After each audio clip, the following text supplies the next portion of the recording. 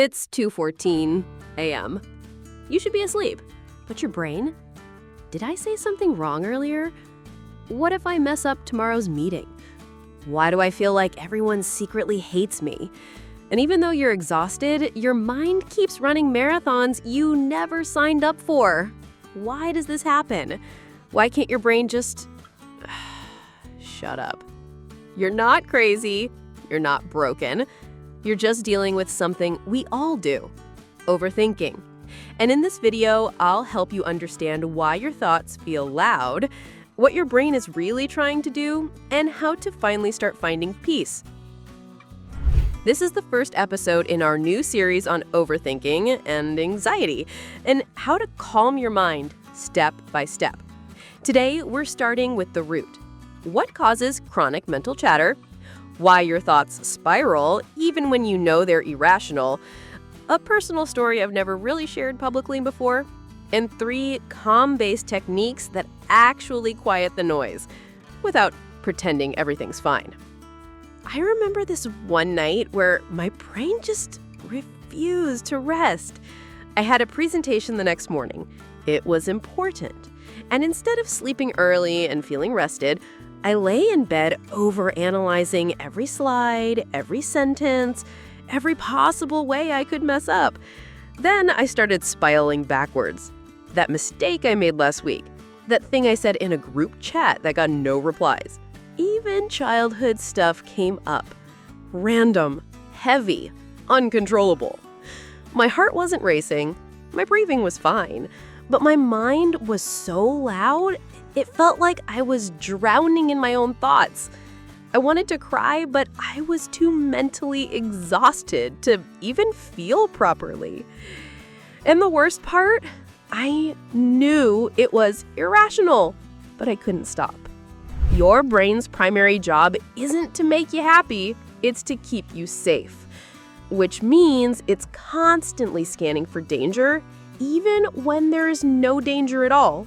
Psychologists call this the default mode network, the part of your brain that activates when you're not focused on a task.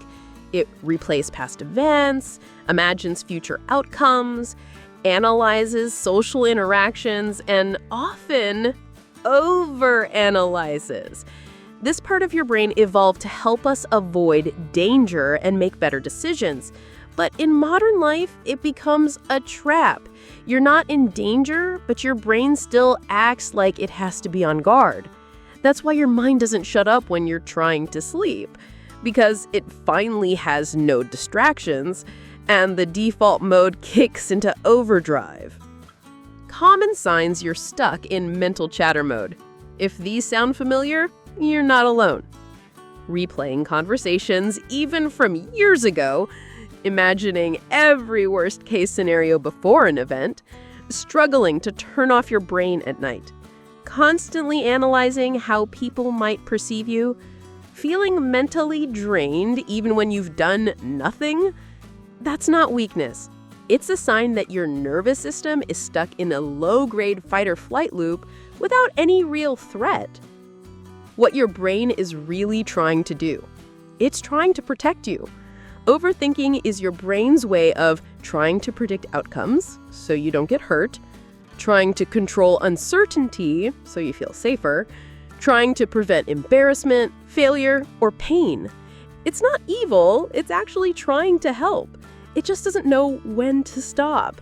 The problem is this mental overdrive ends up causing exactly what it tries to prevent: exhaustion, self-doubt, emotional paralysis, and even physical symptoms like brain fog and chest tightness. 3 tools to quiet the mind and why they work. Let's talk about what helped me that night and what's helped me since. Tool number 1, name the spiral. The moment you notice your thoughts spiraling, literally say out loud or in your head, "This is overthinking. My brain is trying to protect me." Naming it shifts you from being inside the storm to observing the storm. That small gap gives you power. It's backed by neuroscience too. Labeling emotions reduces amygdala activity, the part of your brain responsible for emotional alarm bells. Tool number 2, body before brain.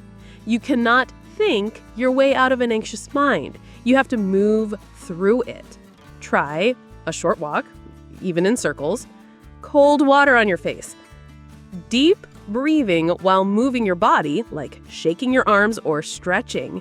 When you change your physical state, your mental state follows.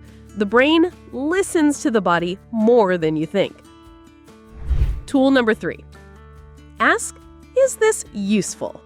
Not, is it true? Because even irrational thoughts feel true. Instead, ask, is this thought helping me right now? This shifts you into metacognition, thinking about your thinking. It gives you a filter to separate helpful mental patterns from the ones that are just noise. If the answer is no, gently redirect. You don't have to debate the thought. You just don't have to feed it. What helped me the most wasn't meditation or mantras or pretending to be calm. It was realizing that I'm not broken for having a loud mind. That my brain is wired for survival, not peace.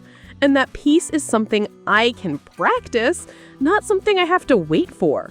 So now, when my thoughts start spinning, I don't fight them. I just say, hey brain, I see you. Thank you for trying to protect me, but I'm safe now.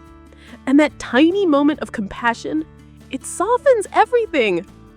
What's something your brain always overthinks, even though you know it doesn't help? Let me know in the comments, because someone else out there probably feels the same way, and your story might make them feel a little less alone.